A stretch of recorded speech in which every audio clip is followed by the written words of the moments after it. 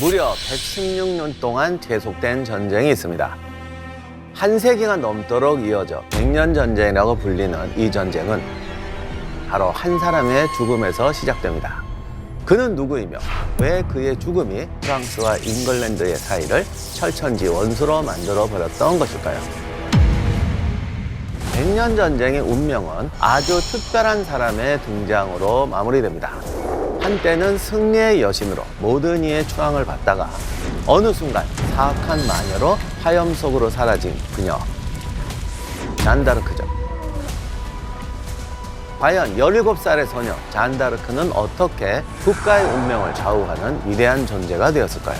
그녀의 정체는 신이었을까요? 마녀였을까요? 지금부터 백년전쟁의 모든 것을 읽어드리겠습니다.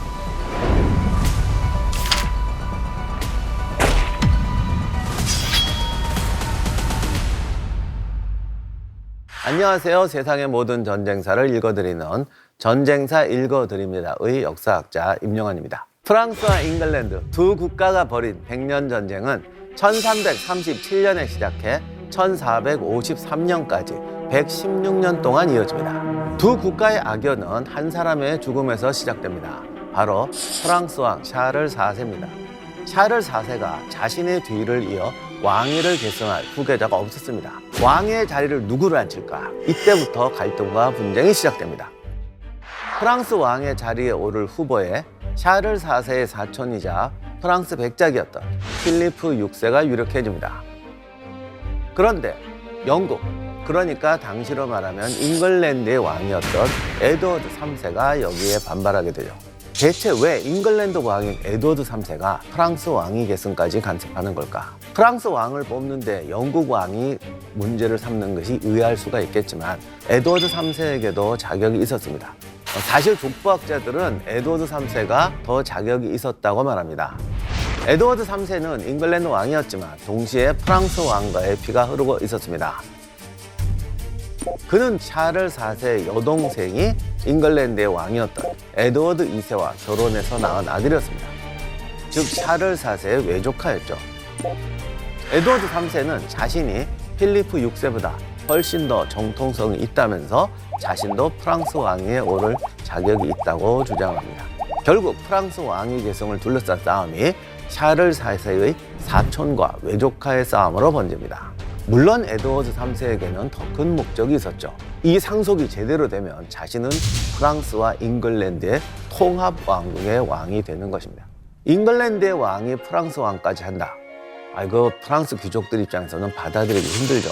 이거는 프랑스를 무시하는 행동이며 받아들일 수 없다고 거세게 반발합니다. 결국 필리프 6세가 프랑스 왕좌에 오르게 됩니다.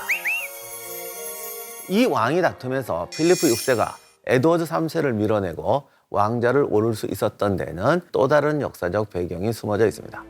1066년 윌리엄 1세는 잉글랜드의 노르만 왕조를 세웠습니다. 그는 사실 프랑스 노르망디의 공작이었어요.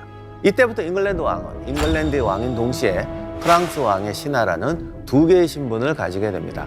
잉글랜드 왕들은 프랑스 귀족 가문과 결혼을 통해서 프랑스 국토의 여기저기를 지배하게 됩니다. 그러다 보니 잉글랜드 왕이 다스리는 지역이 프랑스 왕이 다스리는 지역보다 더 많아지게 됐죠. 프랑스 왕가는 이 상황이 불평할 수밖에 없었습니다. 국토를 잉글랜드에게 빼앗기고 몰수하는 과정에서 프랑스와 잉글랜드의 대립이 커져가게 됩니다. 그런데 프랑스 국왕의 상속 문제가 이렇게 터졌을 때 바로 전쟁으로 발전하지 않았던 것은 다들 더 급한 과제가 있었기 때문입니다. 잉글랜드는 웨일즈는 이미 통합되어 있었고 당시 스코틀랜드와 열심히 전쟁 중이었습니다. 또 영주들과도 권력 보장을 놓고 갈등이 심했습니다. 프랑스도 마찬가지였는데 왕과 영주들 간의 갈등이 심했어요. 그런데 전쟁으로 해결하든 협약으로 해결하든 이런 갈등을 해결하는데 가장 필요한 게 바로 돈이었습니다. 상상 이상으로 엄청난 비용이 들어갑니다. 그리고 이 시대가 경제가 발전하니까 영주와 기사들도 돈 맛을 알아서 충성과 의리는 뒷전이고 돈이면 이편저편 마구 넘나듭니다. 그러다 보니까 돈 때문에 여러 가지 문제가 생기고 국왕과 국가가 생각보다 훨씬 가난했습니다. 그러니까 더더욱이 돈에 좌우되는 게 많았죠. 에드워드 3세의 반발에도 불구하고 필리프 6세가 프랑스 왕이 오르자 에드워드 3세는 프랑스 내에 있는 잉글랜드 땅을 유지하기 위해 어쩔 수 없이 프랑스 파리로 가서 필리프 6세에게 신하로서 주군에게 충성을 다하겠다는 충성서약을 합니다. 자, 그러면 프랑스 왕도 결정됐겠다. 프랑스와 잉글랜드 사이의 갈등은 여기서 끝일까? 필리프 6세는 에드워드 3세에 대한 분노를 참을 수가 없었죠. 결국 프랑스에 있는 잉글랜드 왕의 토지를 모두 몰수해서 프랑스 왕의 권위를 높이고자 합니다. 게다가 당시 에드워드 3세는 스코틀랜드를 정복하려고 열심히 싸우고 있었는데 필립 6세가 잉글랜드를 잡고자 스코틀랜드를 지원하기 시작합니다. 그러자 에드워드 3세가 가만히 있을 수가 없죠. 그는 일단 프랑스 경제를 흔들어야겠다고 마음먹고 이를 행동에 옮깁니다. 에드워드 3세의 타깃이 된 것이 바로 플랑드르 지역입니다. 왜 하필 플랑드르였을까? 돈과 관련해서 당시 가장 중요한 땅 중 하나가 플랑드르였습니다. 플랑드르는 당시 유럽 최대 모직물 공업지대로 프랑스에 없어서는 안 될 경제적 요충지였죠. 그러면 에드워드 3세는 어떻게 플랑드르를 통해서 프랑스 경제를 흔들려고 했던 걸까요? 모직물을 만들려면 양모가 필수 원료였는데 바로 이 양모의 원산지가 잉글랜드 아닙니까? 잉글랜드 양모가 플랑드르로 가서 플랑드르에서 모직물로 만들어지고 있었던 거예요. 에드워드 3세는 프랑스 모직물 산업에 타격을 입히려고 잉글랜드 양모 수출을 금지합니다. 그러자 플랑드르는 모직물을 생산할 수 없게 되고 경제에 타격을 받을 것이 뻔해 보이자 플랑드르 상인들은 에드워드 3세를 찾아가서 재정적 지원까지 하면서 프랑스와 싸움을 부추깁니다. 필리프 6세는 이걸 두고만 봤을까? 눈에는 눈, 이에는 이다. 너희가 프랑스 경제를 흔든다면 우리도 잉글랜드의 경제를 흔들겠다. 이렇게 나오죠. 필리프 6세는 에드워드 3세가 충성서약을 어겼다라고 하면서 잉글랜드 왕의 토지를 모두 몰수하겠다고 선언합니다. 심지어 필리프 6세가 빼앗으려고 한 토지는 프랑스 공작 자격으로 잉글랜드 왕이 대대로 물려받은 땅이자 여기서 또 경제 요충이죠. 유럽 최대 와인 생산지였던 기엔 지방입니다. 이 기엔의 중심지가 와인 좋아하시는 분들은 다 아는 보르도입니다. 당시에도 보르도는 유럽 전역에 와인을 수출하는 명소였습니다. 무려 1억 병 이상을 매년 수출할 정도로 잉글랜드 경제에서 정말 중요한 지역이었어요. 당시 잉글랜드 왕이 전체 잉글랜드에서 거두는 조세 수입보다 기엔에서 얻는 수입이 더 많았다고 합니다. 필리프 6세는 노르망디 해안에 군대를 보내서 무력 점령을 시도합니다. 에드워드 3세가 분노가 폭발하죠. 필리프 6세에게 정식으로 도전장을 보내면서 전쟁을 선포합니다. 자존심을 건 잉글랜드와 프랑스 사이의 전쟁, 승리의 기운은 어느 쪽으로 기울었을까요? 이 전쟁은 누가 봐도 프랑스의 승리로 점쳐질 수밖에 없었습니다. 당시 유럽에서 프랑스 왕가는 막강한 권력을 가지고 있었을 뿐 아니라 가장 부강한 나라였죠. 이에 반해서 잉글랜드는 인구 면에서도 프랑스의 4분의 1 정도밖에 안 되며 또 작은 섬나라였죠. 에드워드 3세는 1339년 10월 10,000명이 넘는 군대를 이끌고 프랑스로 침공에 들어갑니다. 이때부터 116년 동안 이어진 백년 전쟁이 드디어 시작됩니다. 질 것이 뻔한 전쟁에서 에드워드 3세는 이기기 위해서 어떤 전략을 펼쳤을까? 프랑스 땅에 발을 들인 잉글랜드군은 마을과 도시에 침투해 경작지를 불태우고 주민들을 학살하기 시작합니다. 잉글랜드군은 프랑스군에 비해 병력이 굉장히 떨어졌기 때문에 이를 꽤 많은 전면전보다는 약탈전을 펼치면서 프랑스를 공격하기로 한 거였죠. 도시를 약탈해서 비용을 조달하면서 필리프 6세를 결전에 끌어들이려고 한 것입니다.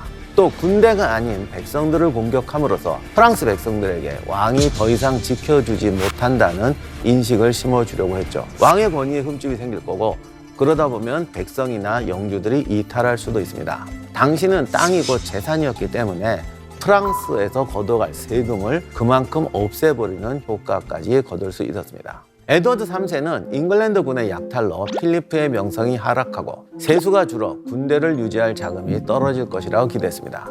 그러나 필리프 6세는 버티면서 주머니 비우기의 전략을 고수합니다. 그리고 이거는 사실 맞는 판단이었어요. 그런데 하도 약탈들 해야 되는데 이거 가만히 두고 볼 수는 없잖아요.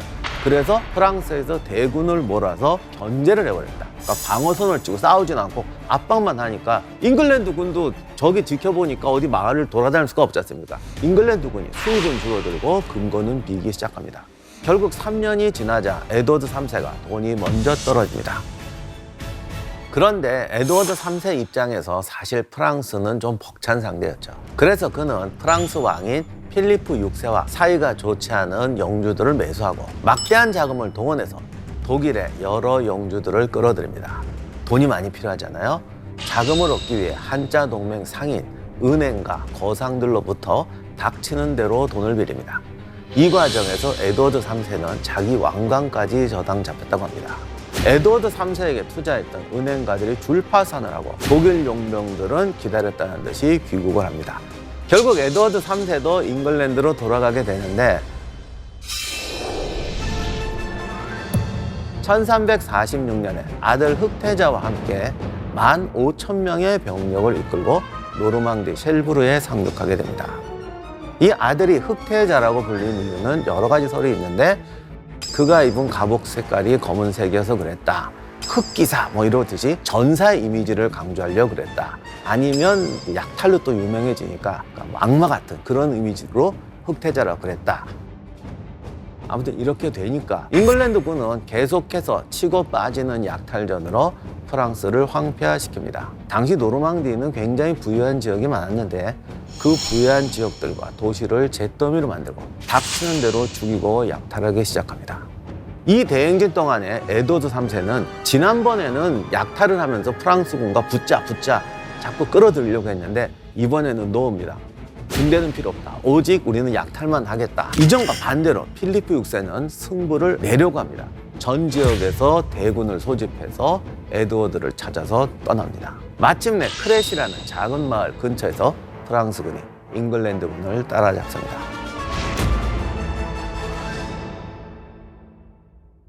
당시 프랑스군은 무려 3만이 넘었습니다. 필리프 6세에게 충성을 맹세한 영주들이 총궐기하면서 이 전투에 무려 3만의 대군이 모였던 것입니다.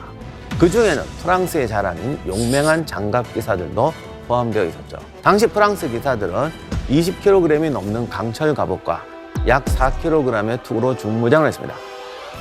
그리고 이 갑옷보다 더 중요한 무기가 있었죠. 바로 기사도.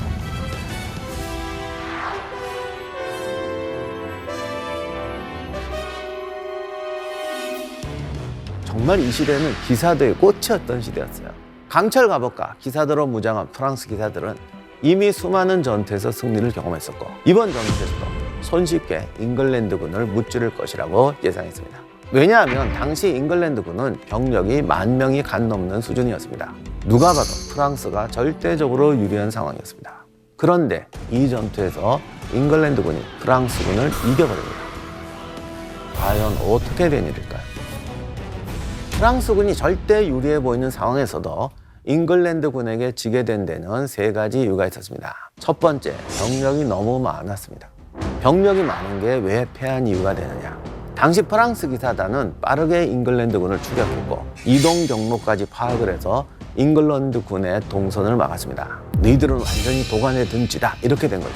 그런데 당시 잉글랜드군은 군기는 형편없지만 그래도 전투 경험은 절대 형편없지 않았습니다. 웨일즈와 스코틀랜드에서 싸우면서 실전 기술을 익힌 군대였죠. 에드워드 3세도 뛰어난 군인이었어요. 그는 침착하게 지형을 분석하고 크래시에서 지대가 높은 언덕 경사의 방어진을 편성합니다. 뒤에는 예비대를 두고 기사는 말에서 내려서 보병 틈에 섞이게 합니다. 기사를 왜 말에서 내리게 했을까? 이게 말을 타고 돌격하면 공격할 때는 멋있어 보이지만 말이 팀워크 있을 수가 없잖아요. 그러니까 뿔뿔이 흩어지게 되고 구멍이 많이 생깁니다. 그래서 기사가 내려서 평민 보병들하고 섞여 싸우는 거지 요즘식으로 말하면 중대장, 소대장이 갇혀 섞여 싸우는 그런 효과까지 더하기 때문에 전투력을 높이는 데 대단히 중요하다는 사실을 깨달았던 것입니다. 당시에 프랑스군 정찰대장은 필리프 6세에게 오늘은 쉬고 전투는 내일 벌이자고 건의를 합니다. 필립 6세는 이 말을 듣고 그 정찰대장의 말대로 하려고 해요. 그런데 프랑스군 기사들이 그냥 멋대로 전진해 버리는 겁니다.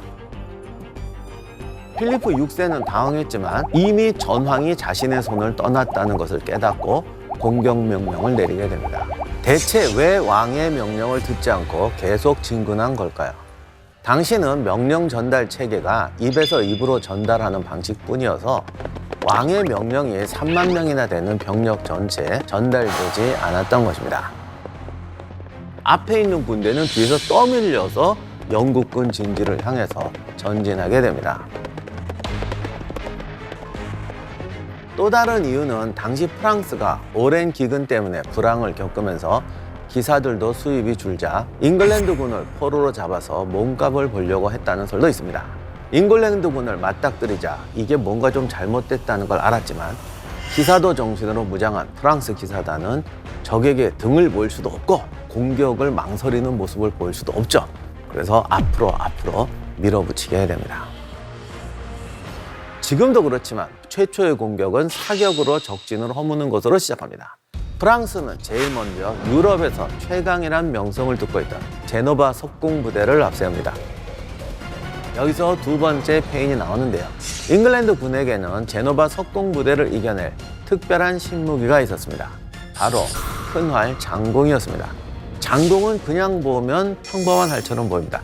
그 바람에 프랑스군이 더 무시했다고 그래요. 나우막대 같은 거 하나 들고 있으니까. 장공은 사람의 키만큼 길고 발사 속도는 1분에 10발 이상이 가능했습니다. 또한 사거리가 길어서 멀리 있는 적도 맞출 수 있는 신무기였죠. 석궁은 활에 비해서 조작하는 방법이 복잡하지만 강철 갑옷을 뚫을 정도로 강력한 것이었죠. 필리프 6세는 제노바 용병들 3,000여 명을 데려와 선두에 세웁니다. 그는 석궁과 장공 부대의 싸움에서 석궁이 당연히 이길 거라고 생각했습니다. 석궁은 일단 비싸고 좀 있어 보이잖아요. 이게 뭐 기계로 싸우는데. 그런데 잉글랜드 군의 궁수는 무려 7,000여 명이었습니다. 게다가 발사 속도는 5배 이상 빠릅니다. 상대가 안 되죠. 거기다가 언덕 위에서 쐈어요. 보내는 화살보다 10배가 많은 화살이 돌아오니까 언덕 아래에 있는 제노바 용병들이 당해낼 수 없는 상황이 됩니다.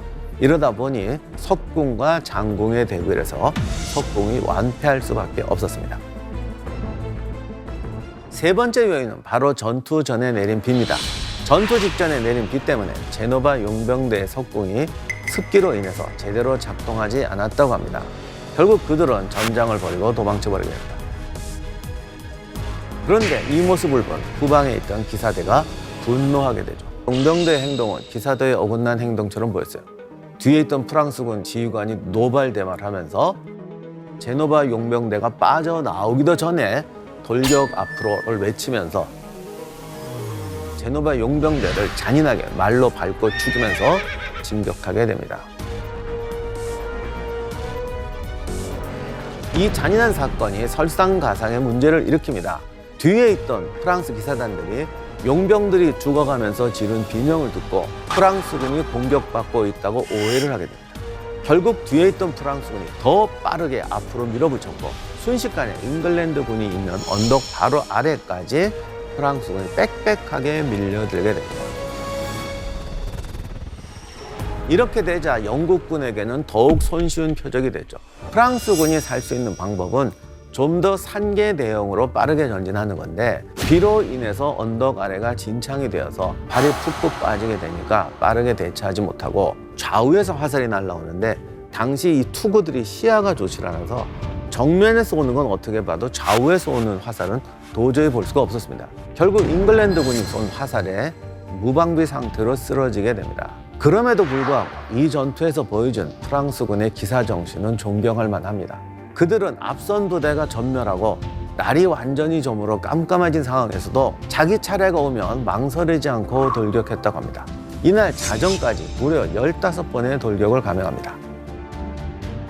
태평양 전쟁 때 일본군의 만세 돌격도 이 정도까지는 아니었거든요. 그러나 덕분에 결과는 더 참혹했죠. 똑같은 루트로 똑같은 돌격을 반복하는 행위는 더 참담한 결과를 초래할 뿐이었습니다.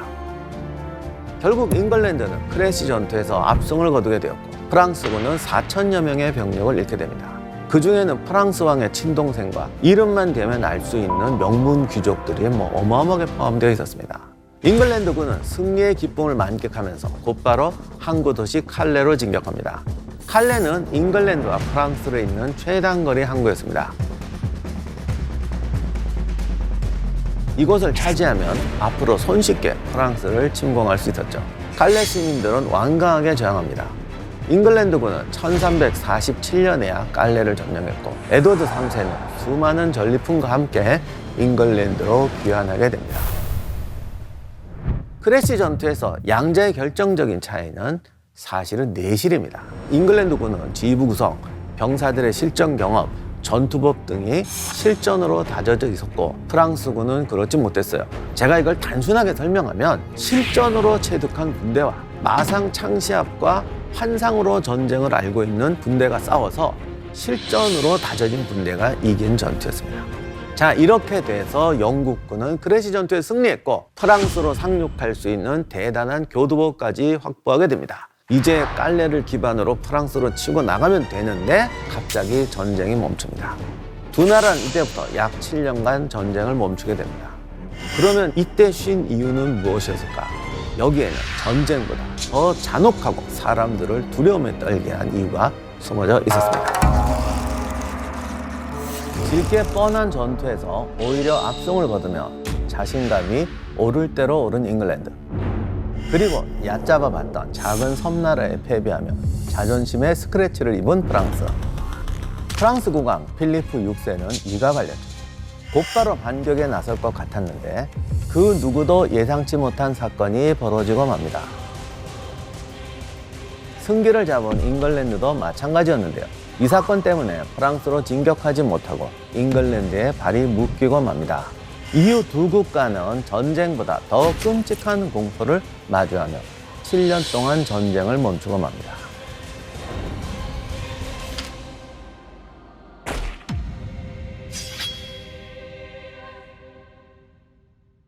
안녕하세요. 세상의 모든 전쟁사를 읽어드리는 전쟁사 읽어드립니다의 역사학자 임명환입니다. 전 유럽을 휩쓴 전쟁보다 더 끔찍한 공포. 과연 그것은 무엇이었을까요?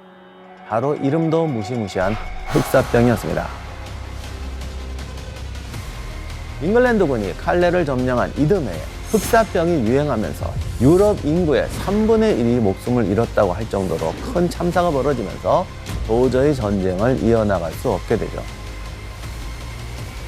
흑사병이 잠잠해지던 1355년 잉글랜드군은 기회를 엿보다가 다시 프랑스를 공격하기로 합니다. 다시 시작된 잉글랜드와 프랑스 두 국가의 전쟁은 에드워드 3세와 필리프 6세가 아닌 그들의 아들들에게 넘어가서 시작됩니다. 잉글랜드에서는 이전에 에드워드 3세와 함께 노르망디에 상륙했던 흑태자 에드워드가 나섰고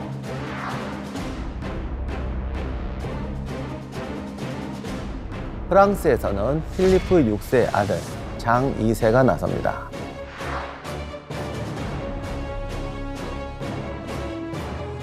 아버지들이 끝내지 못한 전쟁이 아들들에게 넘어가게 된 것이죠. 흑태자와 장 2세는 두 사람 모두 기사도의 화신이었습니다. 상대방에게 예의 바르고 명예와 약속을 무엇보다도 소중히 여깁니다. 그리고 기사도에게 정말 중요한 드러나지 않은 원칙이 하나 있습니다. 기사도를 사용해야 할 때와 무시해야 할 때를 철저히 구분하는 거죠. 요점에서는 흑태자가 훨씬 더 나았습니다. 흑태자는 아버지 에드워드 3세에게 신임과 총애를 받는 장남으로 이미 10대 때부터 아버지와 함께 전쟁에 참여해서 수많은 전투 경험을 쌓았죠. 흑태자 에드워드는 잉글랜드군을 이끄고 필리프 6세가 몰수해간 기엔의 보르도를 시작으로 프랑스 남부 지역에서부터 1000km가 넘는 거리를 행군하면서 가는 곳마다 마을과 도시를 약탈합니다. 이때 흑태자의 이 행진은 100년 전쟁 역사상 최고의 약탈극이었습니다. 흑태자의 만행을 그대로 두고 올 리가 없던 장 2세는 잉글랜드군을 무찌르기 위해서 대규모 군대를 모집했고 흑태자와 잉글랜드군을 추격해 갑니다. 결국 1356년 9월 프랑스 중서부에 있는 부아테 지역에서부터 두 군대가 드디어 맞붙게 됩니다. 이번에도 프랑스군의 병력이 잉글랜드 군보다 훨씬 많았습니다. 잉글랜드 군이 7천여 명이었는데 프랑스군은 2배가 넘는 병력을 갖췄죠. 그런데 장 2세는 기억하고 있었습니다. 10년 전 크레시 전투에서 필리프 6세가 3만 명이나 되는 병력을 이끌고 갔지만 1만 명밖에 되지 않는 잉글랜드군에게 완전히 무너졌었죠. 장 2세는 같은 실수를 반복하지 않기 위해서 특단의 조치를 취합니다.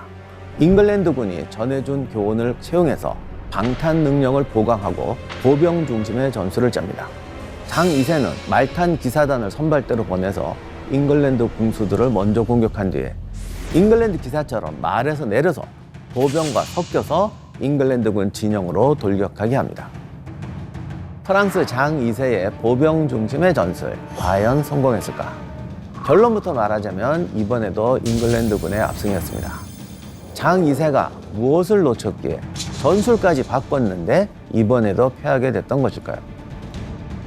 잉글랜드군은 이번에도 언덕 위에 자리를 잡고 공수부대 앞에 목책까지 설치하면서 방어 준비를 합니다. 선발대로 출발한 프랑스 기사단은 힘겹게 언덕을 올라갔고 잉글랜드군이 설치한 방어용 말뚝에 걸려서 진영을 뚫지 못합니다. 작전대로 말을 타지 않고 돌격한 보병들은 무거운 강철 갑옷을 입은 채로 발이 푹푹 빠지는 언덕을 올라가다 보니 언덕에 도착하기도 전에 지쳐버렸고 결국 제대로 싸우지도 못한 채 잉글랜드군의 화살을 맞을 수밖에 없었습니다.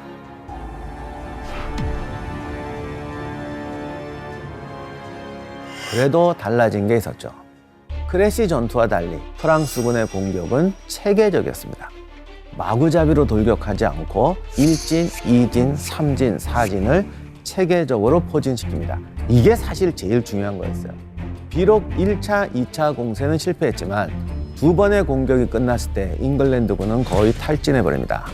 계획대로 3차, 4차 공격이 감행되었더라면 흑태자가 패배했을지 모를 상황이었습니다.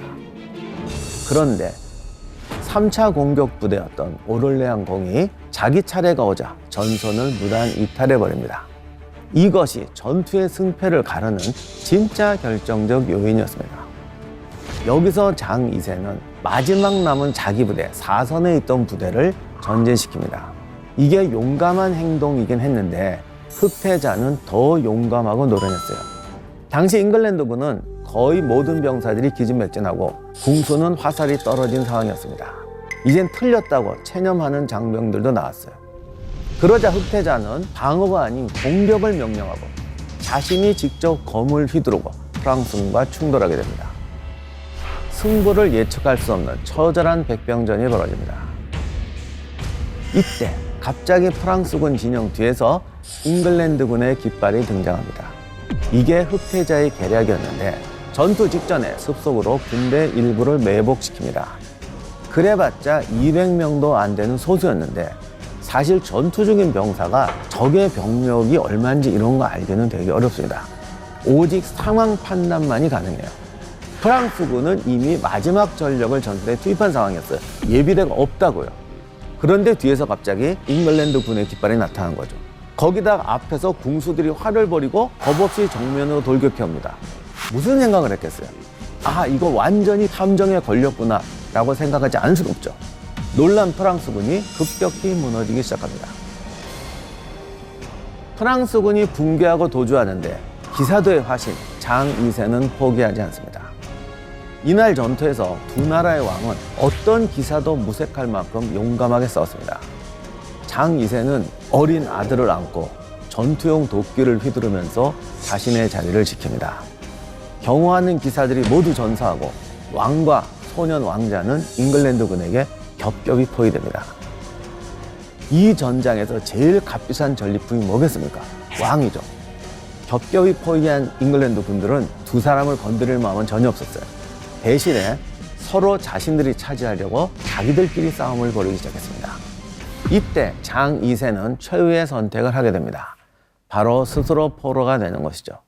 장 2세는 장갑을 건네며 포로가 되겠다는 의사를 밝혔는데 중세시대의 전쟁터에서 장갑을 벗어서 넘겨준다는 게 바로 자진해서 포로가 되겠다는 것을 의미합니다. 당시 전쟁이 한창 벌어지는 중에 자진해서 포로가 되면 목숨을 살려줬습니다. 기사도 휴머니즘 아니고 죽이는 것보다 포로로 잡아서 몸값을 받아내는 게 더 이익이었기 때문입니다. 당시에는 평민들까지도 직업이 뭐냐에 따라서 공정 가격이 다 있었어요. 그런데 왕은 값이 없었어요. 그러니까 이제 대박을 친 거죠.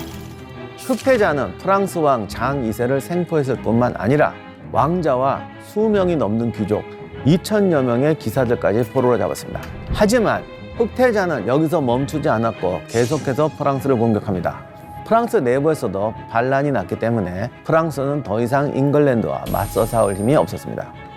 결국 프랑스는 평화회담을 요청하게 됩니다. 잉글랜드는 이 기회를 놓치지 않았고 포로로 잡혀있던 장 2세의 서명을 받아 브레티니 조약을 체결합니다. 브레티니 조약의 내용은 이렇습니다. 프랑스 왕에 대한 잉글랜드 왕의 모든 봉건적 의무를 면제한다. 프랑스는 잉글랜드에게 아키텐 지역을 넘겨준다. 대신에 잉글랜드 왕은 프랑스 왕을 포기한다. 이 조약으로 잉글랜드 왕은 300년 넘게 이어진 프랑스 왕과의 주종 관계를 드디어 끊게 됩니다. 그동안 프랑스 왕에 신뢰할 수밖에 없는 공작이라는 타이틀을 벗어던지고 보르도를 포함한 아키텐 지방의 진정한 주인이 되었죠. 뿐만 아니라 잉글랜드는 푸아티에를 비롯한 프랑스 내 봉토를 차지했고 프랑스의 3분의 1을 차지할 만큼 잉글랜드의 영역이 확장되게 됩니다. 또한 잉글랜드는 장 2세를 석방해주는 조건으로 몸값 300만 크라운을 요구합니다. 이게 황금으로 치면 약 12톤 정도고 현재 시세로는 약 7천억에 이르는 어마어마한 금액입니다. 프랑스에게 이 돈을 한 번에 지불할 능력이 있었을까? 불가능했기 때문에 프랑스 왕실은 잉글랜드 왕실의 일부만 성금으로 내고 잉글랜드는 장 2세의 두 왕자를 볼모로 런던에 잡아두는 조건으로 장 2세를 풀어줍니다. 장 2세는 왕자들을 데려오기 위해서 사방팔방으로 돈을 구해보려고 했는데 그 많은 금액을 구하는 게 쉽지 않았습니다. 몸값을 마련할 수 없었던 장 2세는 뜻밖의 선택을 하는데 제 발로 다시 잉글랜드로 돌아갑니다. 기사도 정신에 따라 한 번 한 약속은 반드시 지켜야 한다. 이래서 자기가 돌아가서 포로가 됩니다.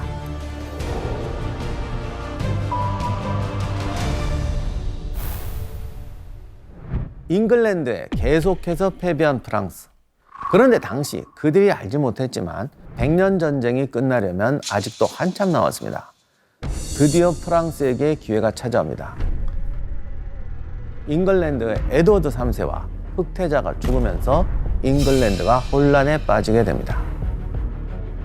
그리고 이 사이에 프랑스에서는 샤를 5세가 왕위에 오릅니다.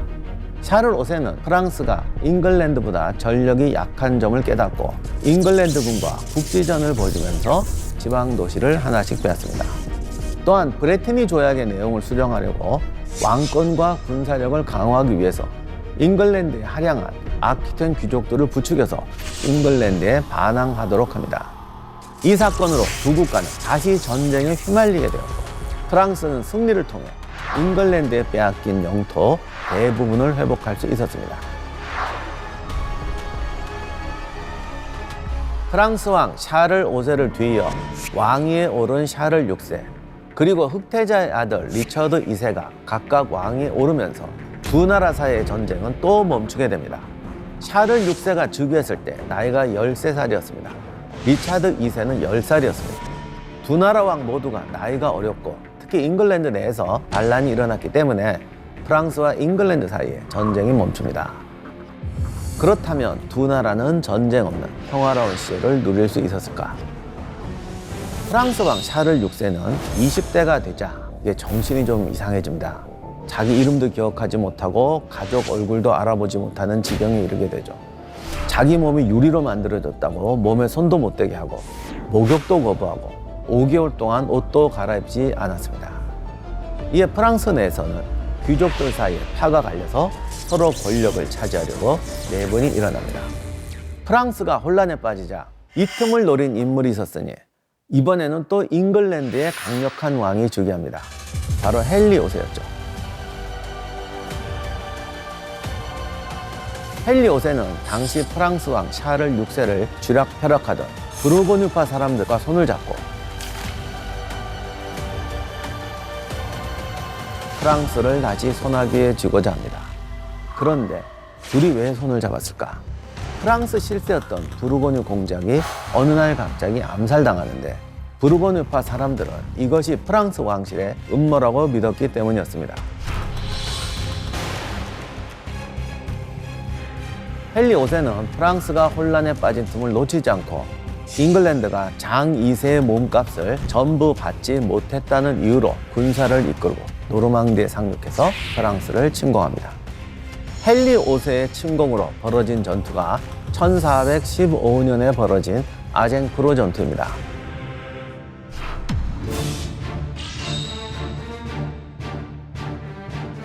아젠크루 전투는 크레시 전투와 푸아티에 전투의 종합 개량판이라고 할 수가 있습니다. 앞선 두 전투에서 벌어졌던 전술, 경험, 용기, 그리고 프랑스 기사의 만용과 투지가 다시 재현됩니다.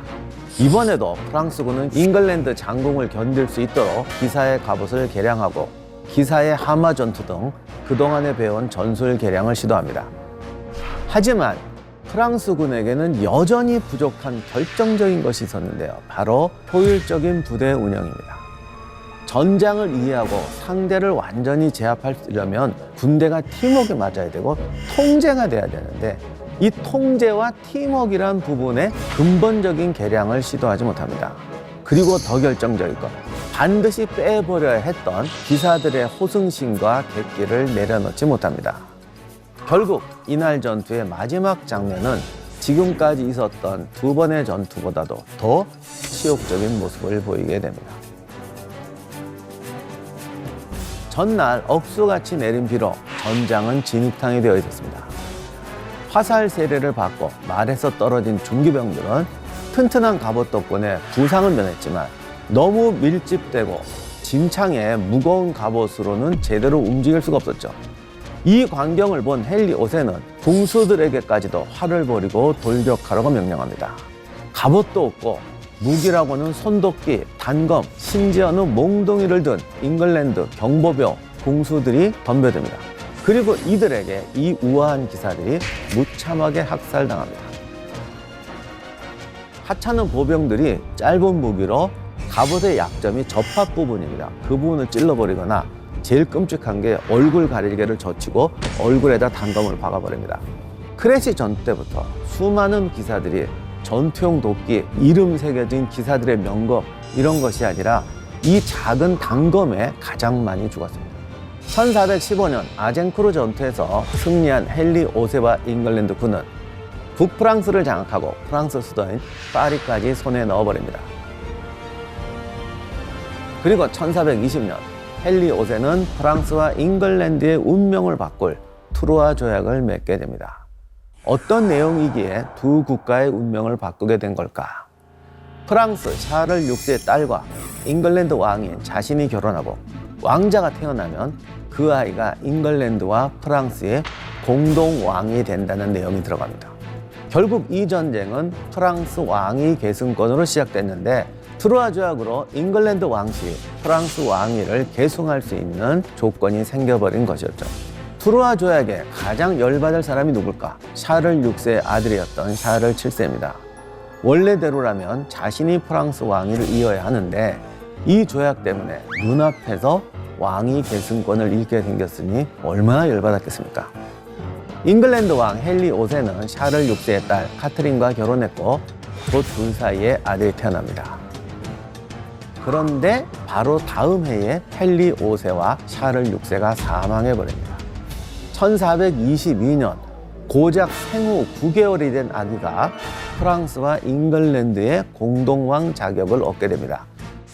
그가 바로 헨리 6세입니다.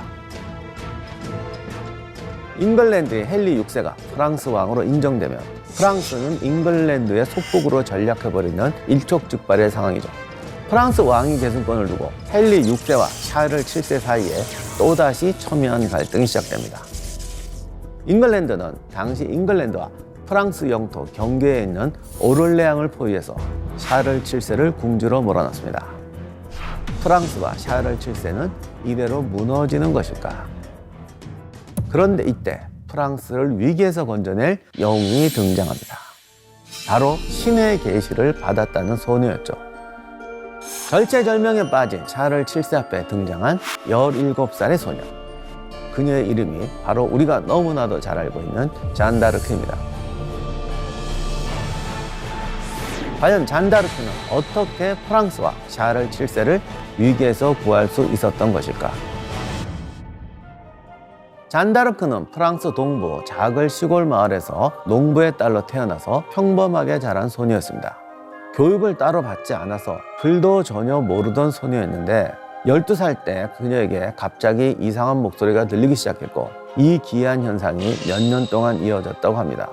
잔다르크에게 들리는 목소리는 한결같은 메시지를 전달했는데 바로 위기에 빠진 프랑스 왕을 구하라였습니다.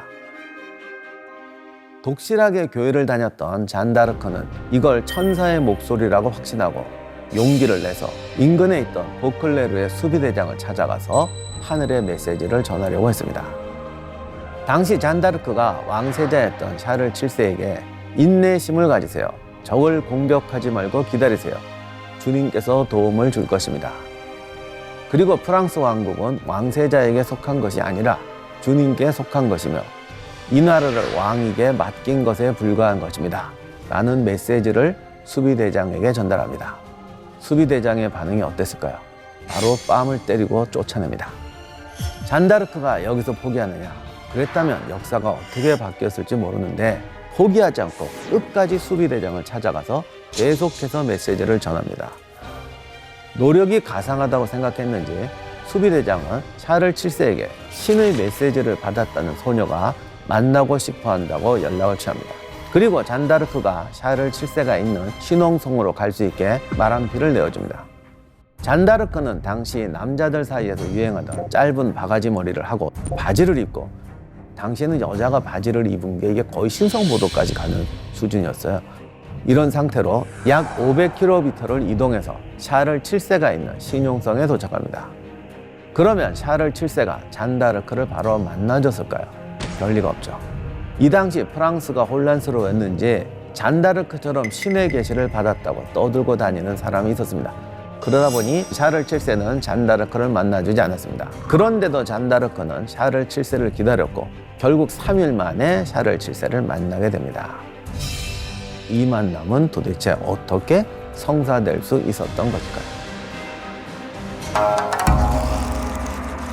잉글랜드의 왕 헨리 5세와 프랑스 왕 샤를 6세가 연이어 죽자 잉글랜드와 프랑스 부르고뉴파에 의해서 헨리 6세가 두 나라의 왕이 되었습니다. 그렇다면 프랑스에서 정말로 헨리 6세를 왕으로 인정했을까요? 부르고뉴파의 반대편에 있던 아르마나크파는 헨리 6세를 왕으로 받아들이지 않았고 샤를 6세의 아들 샤를 7세를 프랑스 국왕의 자리에 올리게 되죠.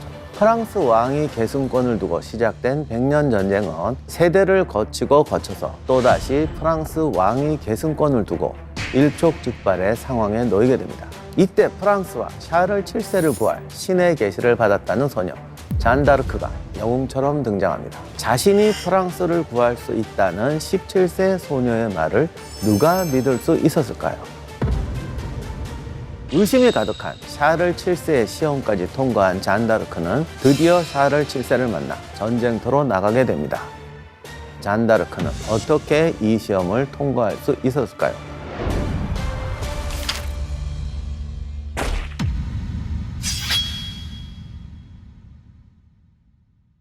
안녕하세요. 세상의 모든 전쟁사를 읽어드리는 역사학자 임용환입니다. 잔다르크의 말을 믿을 수 없었던 샤를 7세는 그녀를 시험해 보기로 합니다. 아주 커다란 홀에 사람들을 많이 불러 모아놓고 그중 한 명에게 왕세자처럼 옷을 입힌 것이죠.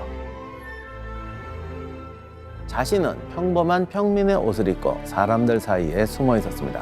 진짜 하늘이 보낸 사람이면 왕세자인 자신을 한눈에 알아볼 것이라고 생각한 것이죠. 그녀는 사람들 사이에 숨어있는 샤를 7세를 향해 곧바로 다가가서 고귀하신 왕세자시여 처녀 잔이라고 합니다. 하늘의 군주께서는 전하가 왕관을 쓰시고 프랑스 왕이 되어 하늘의 군주의 권한을 위임받으시라고 말씀하십니다 라고 말합니다.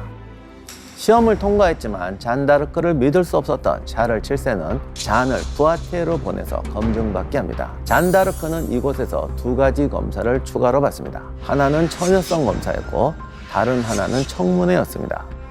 당시 처녀성 검사는 악마와 접하지 않았다는 증거로 받아들여져서 중요한 검사였다고 합니다. 궁정 부인들의 검사로 잔다르크는 처녀로 밝혀집니다. 푸아티에는 법원과 대학이 있던 곳으로 잔다르크는 이곳에서 고급 사제와 법학자, 왕정위원회 사람들과 청문회를 엽니다. 그리고 대화 속에 잔다르크가 거짓말을 하고 있다는 걸 결코 찾지 못했고, 결국 신학자들은 그녀가 신학적으로 아무 이상이 없고 이단도 아니라면서 샤를 7세가 잔다르크의 도움을 받아도 될 것 같다는 결론을 내립니다.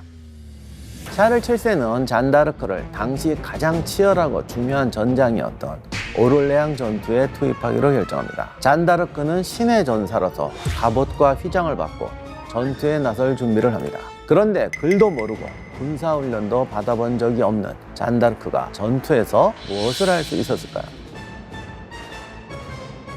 당시 오를레앙 성은 잉글랜드군에게 포위된 채 200일이 넘게 결사항전을 벌이던 중이었습니다. 프랑스군은 오랜 전투에 지칠 대로 지친 데다 여기저기서 들려오는 프랑스군의 패배 소식에 사기도 크게 떨어진 상황이었죠. 그런데 잔다르크가 전투에 투입된 지 일주일도 되지 않아서 기적 같은 일이 발생합니다. 잔다르크가 참전한 첫 전투에서 프랑스군이 잉글랜드를 공격해서 큰 승리를 거둔 것이죠. 잔다르크는 전투 한가운데 서서 깃발을 흔들며 프랑스군을 승리로 이끌었습니다. 기적은 여기서 끝이 아니었어요. 희한하게 잔다르크가 이끄는 프랑스군은 3일 동안 거의 매일 연전연승했고 결국 오를레앙시 외곽에 전투형 요새를 탈환합니다. 그리고 잔다르크가 오를레앙에 들어간 지 9일째 되던 날, 오를레앙 성을 포위하고 있던 잉글랜드군이 포위를 풀고 물러나면서 이 전투에서 프랑스군이 승리를 맛보게 됩니다. 이것이 정말 기적이었을까요? 잉글랜드군은 200일 넘게 오를레앙을 포위하고 있었던 상황이었습니다. 보급이 어려웠을 것으로 추측되고 현대군처럼 장비가 뛰어나고 시설이 되는 군대도 3개월 이상 전장에서 버틸 수가 없다고 보통 합니다. 그러니까 잉글랜드군도 이미 탈진한 상황이었을 거예요. 여기에 이제 프랑스군이 공격을 해야 되는데 당시 사람들은 그런 타부 같은 게 되게 많아서 잔다르크가 성녀라고 하니까 차마 그쪽을 공격을 못했을 거예요. 영국군도. 사실 잔다르크가 부상 한 번도 입지 않고 이런 게 있는데 아마 그러니까 화살도 안 날라오고 그러니 프랑스군은 더 용감하게 돌진하고 이런 상황이 벌어졌을 가능성도 없지 않습니다.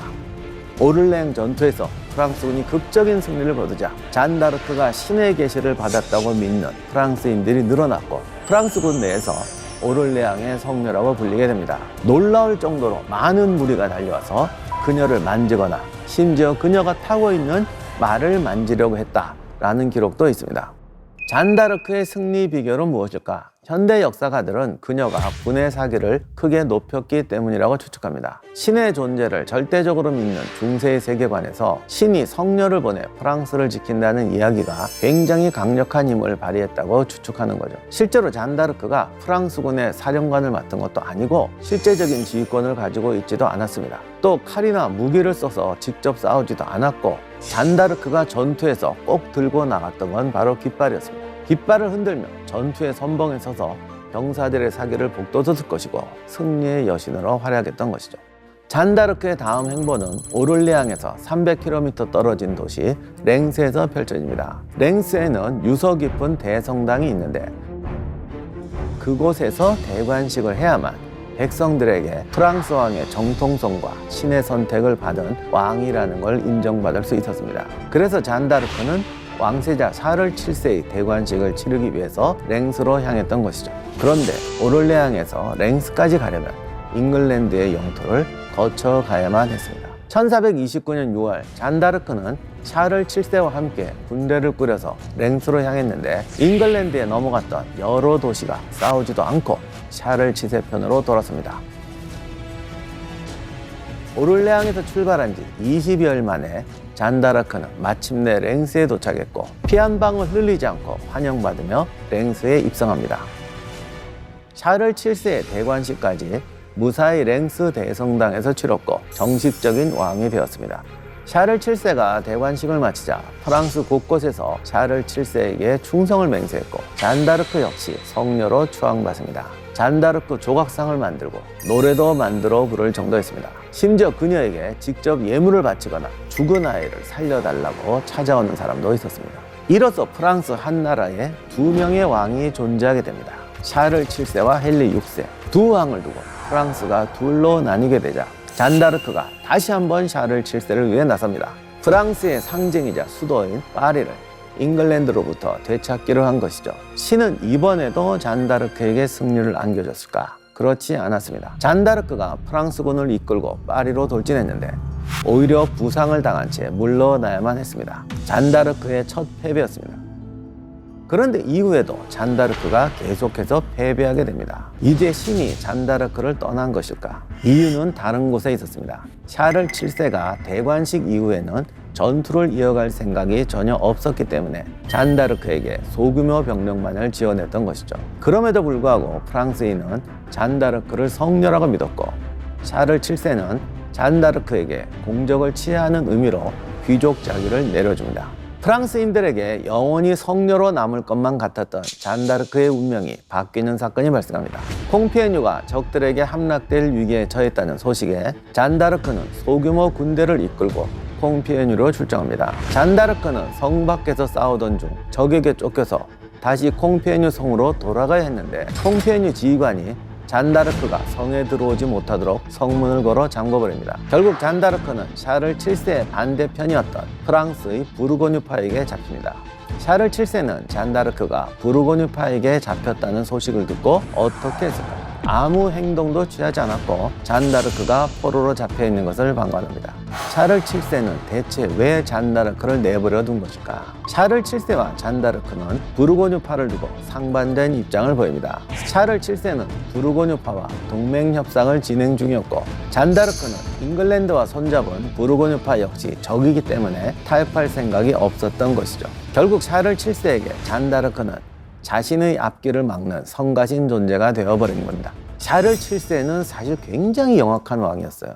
잔다르크가 왕인 자신보다 백성들에게 위대한 존재로 여겨지니까 정치적으로도 위험하다고 생각했을 것입니다. 잔다르크는 몇 달 동안 포로로 지내면서 자신을 누구도 구해주지 않자 본인도 깨달았던 것 같습니다. 높은 창문에서 뛰어내려서 탈출을 감행합니다.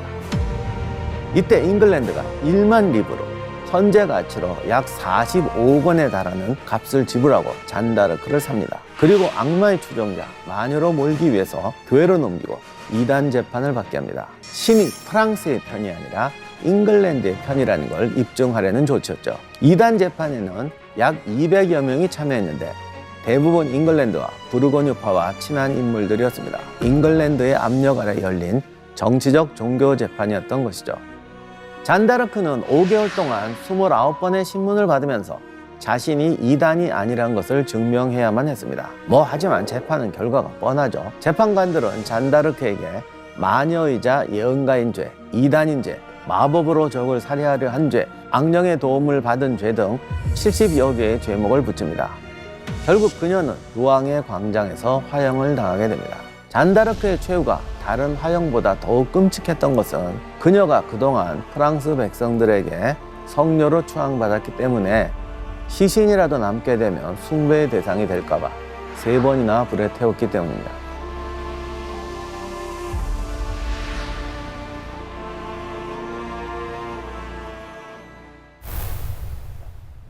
샤를 7세는 여전히 잉글랜드가 프랑스 내에 여러 영토를 소유하고 있자 부르고뉴파와 화해하면서 자신의 세력을 키워갑니다. 이렇게 해서 전력이 보강되자 군대를 동원해서 잉글랜드가 지배하는 여러 도시를 공격했고 노르망디 전체를 탈환하게 됩니다. 잉글랜드 내에서는 왕위 계승 문제로 전쟁이 벌어졌고 이제 더 이상 프랑스와 전쟁을 치르기가 어려워졌습니다. 잉글랜드가 혼란한 틈을 타서 샤를 7세는 프랑스 안에 있는 잉글랜드 군을 공격해서 기엔, 가스코뉴 지방까지 모두 탈환하게 됩니다. 드디어 1453년 116년 만에 잉글랜드와 프랑스 사이에 전쟁이 막을 내립니다.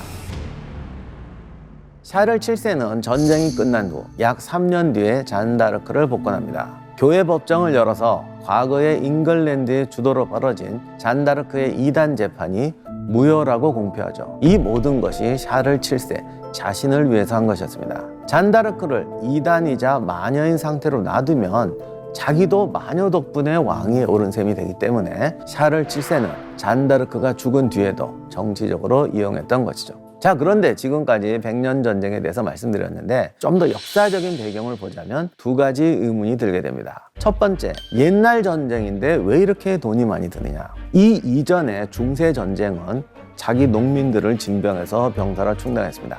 그러니까 그냥 보조적인 역할은 하고 전투는 기사와 자기를 따르는 소규모 종자들이 담당했습니다.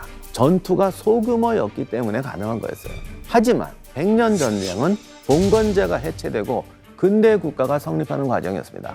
전쟁이 조직화되고 규모가 커지는데 이전처럼 농민들이 기사들 뒤나 따라다니는 게 아니라 공수 장창병처럼 제 몫을 해줘야 하는 것이죠. 이렇게 전문화된 병사들을 동원하기 위해서는 보수를 지급해야 했고, 그런데 당시 사회의 전체적인 생산력이나 국가 재정이 너무나 하역했습니다. 재정 시스템도 엉망이어서 큰 작전을 한번 하려면 몇 년 동안 군비를 비축해야 됐습니다. 여러분이 옛날 무장을 쌌을 거라고 생각하는데 대량 생산을 하는 직군 무장이 훨씬 쌉니다. 옛날 투구, 소 5마리, 10마리 들어가요. 전부 수공으로 만들고 자재값도 비싸기 때문에 그러니까 비용이 엄청나게 들었던 것이고, 게다가 이 군대는 군기도 형편없어서 통제도 되지 않았습니다. 그리고 더 중요한 게 국가의식도 박약하던 시대였어요. 이때는 우리 지방을 위해서 싸운다 정도였지 우리가 하나의 국가다 이런 마음도 없었단 말입니다. 결국 이런 병사들을 전투에 투입하려면 일당 보수와 무관하게 특별한 동인이 있어야 됐어요. 그게 뭐냐? 약탈이죠. 이때는 병사들뿐만 아니라 고향에 있는 민간인들도 이런 약탈로 해서 얻는 전리품은 당연한 것으로 여겼고 집집마다 서로 자랑하고 다녔다고 합니다. 물론 이 시대라고 해서 이런 약탈을 다 긍정했던 건 아닙니다. 왕도 약속합니다. 이 전쟁이 끝나면 정의와 평화가 올 것이다. 그러나 이 정의와 평화는 지옥을 건넌 승자에게만 허락된다. 정의로운 세상을 만들기 위해서는 우리가 야수가 돼야 된다. 이것이 이 당시의 상식이었습니다. 두 번째 질문, 왜 이렇게 전쟁을 오래 끌었을까? 전쟁 중에서 제일 나쁜 전쟁이 승부를 결정지을 수 있는 결정적 지점, 명확한 타겟이 없이 상대를 무한정 괴롭혀서 상대가 굴복하도록 바라는 소모전입니다. 백년 전쟁이 딱 그런 사례였어요. 그런데 이렇게 결정적 순간이 안 일어나는 조건 중에 하나가 지방의 분열이었어요. 그런데 이것은 단순히 분열이 아니라 중요한 시대적 변화의 결과였습니다. 원래 중세 봉건제는 독립국가 연합이라고 할 수가 있습니다. 영주 아래에도 많은 독립 세력들이 있습니다. 이런 식의 분열된 독립국가 연합이 공존할 수 있었던 것은 사실은 상업이라든가 교류라든가 무역이 발달하지 않았기 때문입니다. 그런데 12세기부터 상품화폐 경제가 발달하기 시작합니다. 상업과 무역으로 돈을 벌 수 있는 기회가 생겨요. 그러자 봉건제가 불편해지죠. 나라가 이게 수백 개의 자치구로 쪼개져 있으니까 가는 곳마다 통과세 내, 다리세 내, 거기다 화폐도 제각각의 환율도 달라, 도시는 무법천지야. 이렇게 되니까 도저히 수익성이 나올 수가 없어요. 그러자 상인들뿐만 아니라 수공업자나 농민들까지도, 왜냐하면 농민들도 생산물을 파는 게 돈이 되거든요.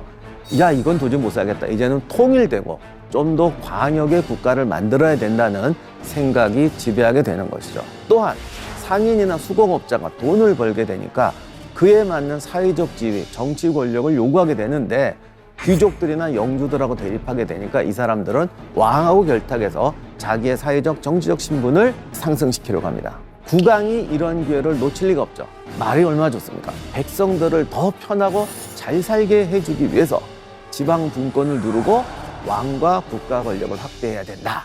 이렇게 되니까 왕과 상공업자가 한편이 돼서 중세 체제를 그리워하는 전통 귀족과 대립한다 라는 구조가 생기게 된다고 하는데, 결국 국가의 통일적인 제도, 법, 운영 능력도 일천했던 시기에 싸우면서 만들어가야 하다 보니 이 과정이 길고 우왕좌왕하고 잔혹해질 수밖에 없었던 것입니다. 잉글랜드와 프랑스가 116년 동안 벌인 백년 전쟁은 두 국가를 어떻게 변화시켰을까? 이 전쟁을 통해서 프랑스의 농토가 황폐되었고 봉건 기사 세력이 무너지면서 중세 봉건 시대가 문을 닫게 됩니다. 또한 왕권이 강화되면서 중앙 집권화로 인한 절대 왕정이 서는 바탕이 되었는데, 그렇게 돼서 동양과는 다른 서양의 절대주의로 나아가는 역사가 만들어지게 됩니다. 어쩌면 여기서 시작된 변화가 근대에서 동양과 서양의 차이를 만들어내는 시작이었다고 할 수가 있습니다.